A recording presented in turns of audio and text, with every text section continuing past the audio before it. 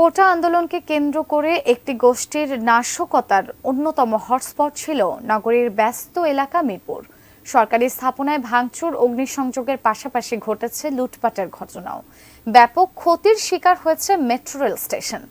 সহিংসতার ক্ষতচিহ্ন দেখে এসে আরও জানাচ্ছেন সহকর্মী শফিকুল হক।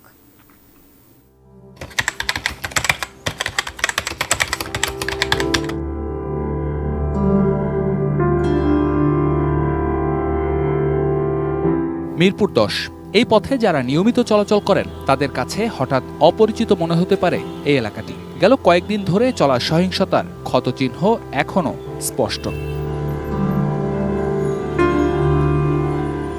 ধ্বংসাবশেষ পড়ে রয়েছে জ্বালিয়ে দেওয়া পুলিশ বুথের, ওভারব্রিজেও আগুনে পোড়ার ক্ষতচিহ্ন, এমনকি আক্রান্ত হয়েছে মেট্রো স্টেশনও। কোটা সংস্কার আন্দোলনে শিক্ষার্থীদের ঢাল হিসেবে ব্যবহার করে মিরপুর ১০ মেট্রো স্টেশনে নির্বিচারে ধ্বংসযজ্ঞ চালানো হয়েছে। কর্তৃপক্ষের হিসেবে পুরো স্টেশন স্বাভাবিক অবস্থায় ফিরিয়ে আনতে বছরখানেকও লেগে যেতে পারে। হামলায় ক্ষতিগ্রস্ত হয়েছে কাজীপাড়া শেওড়াপাড়া মেট্রো স্টেশনও। জরুরি প্রয়োজনে এটিএন নিউজের এই গাড়িটি শনিবার দুপুরে এ পথে যাচ্ছিল। কাজীপাড়া মেট্রো স্টেশনের নিচে হামলার শিকার হয়ে এখন শুধু ধ্বংসাবশেষ রয়েছে।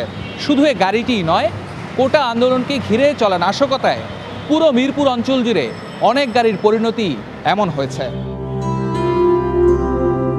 শুধু কি গাড়ি, মিরপুর ১০ থেকে আশপাশের যেদিকেই যাবেন পথের দুধারে নির্বিচারে ভাঙচুরের ক্ষতচিহ্ন। সিটি কর্পোরেশনের ডিপোতে তাণ্ডব চালিয়েছে নাশকতাকারীরা। পুড়িয়ে দেওয়া হয়েছে ৩০টির বেশি গাড়ি, হয়েছে লুটপাটও। টাকার অঙ্কে হিসেব করলে যা শত কোটি টাকার উপরে। অগ্নিসংযোগ এবং ভাঙচুরের পাশাপাশি অনেক কিছু তারা লুট করেও নিয়ে গেছে, এবং যখনই আমাদের নিরাপত্তা কর্মীরা বাধা দিতে গিয়েছে বা আমাদের ড্রাইভাররা বাধা দিতে গিয়েছেন, আমাদের পরিচ্ছন্ন কর্মী বাধা দিয়েছে, তাদের উপরেও কিন্তু আক্রমণ হয়েছে। হামলা থেকে বাদ পড়েনি মিরপুর বিআরটিএ ভবন। ব্যাপক তাণ্ডব চালানো হয়েছে সেখানে, যার ক্ষতচিহ্ন ছড়িয়ে ছিটিয়ে রয়েছে। উদ্বোধনের বছর পার না হতেই ধ্বংসস্তূপে পরিণত হয়েছে স্বয়ংক্রিয় মোটরযান ফিটনেস কেন্দ্র। ক্ষতিগ্রস্ত হয়েছে বিআরটিএর ডাটা সেন্টারও। যারা দুর্বৃত্তকারী ছিল, হামলাকারী ছিল, তাদেরকে কেউ ছাত্র বলে তাদের কাছে মনে হয়নি। এখানে যে শুধুমাত্র অবকাঠামোগত ক্ষতি হয়েছে তা না, সার্ভার সিস্টেম এগুলো ক্ষতিগ্রস্ত হয়েছে।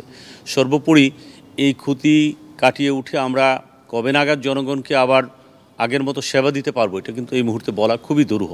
মিরপুর জুড়েই কোটা আন্দোলন ঘিরে চলা তাণ্ডব আর নাশকতায় কতটা ক্ষয়ক্ষতি হয়েছে তার সঠিক পরিসংখ্যান এখনও জানা যায়নি। শফিকুল হক, এটিএন নিউজ, ঢাকা।